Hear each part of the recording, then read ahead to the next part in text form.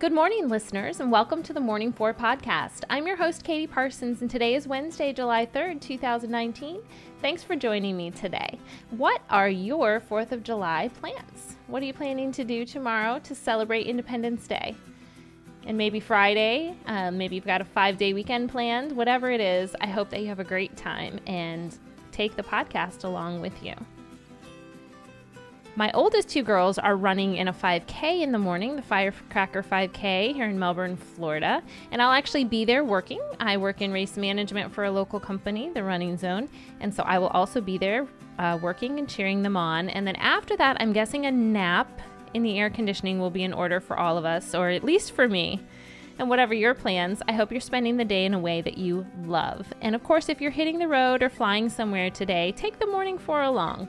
You can binge listen at morning4.com or even on the YouTube channel.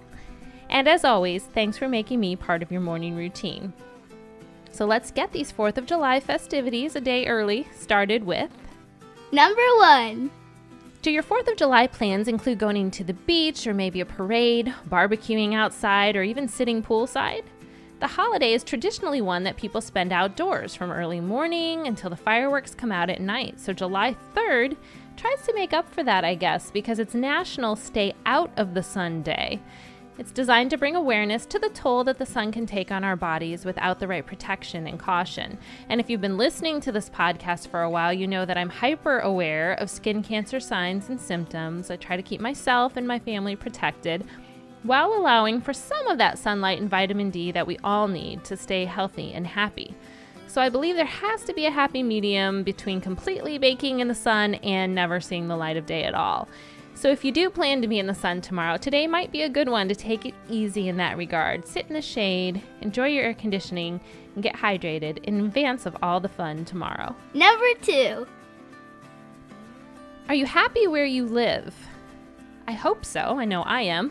But if not, you could consider moving to one of the happiest places in the United States. And no, I don't mean anything owned by a mouse. National Geographic recently conducted a study of the happiest cities to live in America, and topping the list was Boulder, Colorado. My cousin actually lives there. The city was cited for its scenic surroundings, pedestrian friendliness, access to outdoor activities like hiking, biking, whitewater rafting, and more. And all of this comes with a small town feel, so the residents say that really adds to its allure.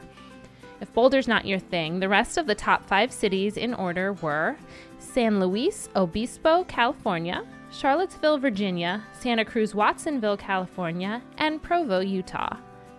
Number 3. Today's feel-good news story is sourced from WSAZ, Kentucky.